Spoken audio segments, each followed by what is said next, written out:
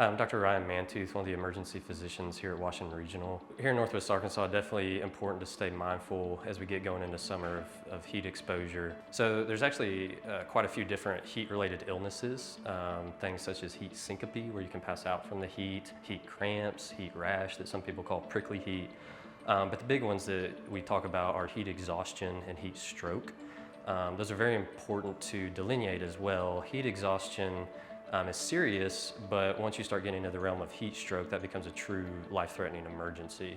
Whether you're talking about dehydration or heat illness, there's going to be a lot of overlap in the symptoms. Some pretty obvious ones: your heart rate's going to go up, breathing's going to go up, you can get kind of nauseous, may have some vomiting, some headache, feel fatigued.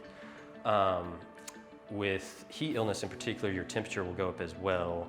When we really start getting worried is if your temperature reaches about 104 Fahrenheit. There's no hard cutoff, but that's kind of where we really start getting worried. At that point, patients start to get what we call altered mental status, confused, decreased level of consciousness, and they may be so out of it they can't even walk properly.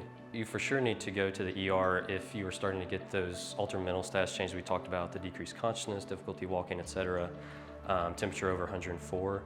If it's short of that and you start appropriate cooling measures, get the person away from whatever heat exposure they're in, get them undressed as much as is reasonable. If you do those things, the person doesn't seem to have heat stroke and they're improving appropriately, then you can potentially avoid going to the ER.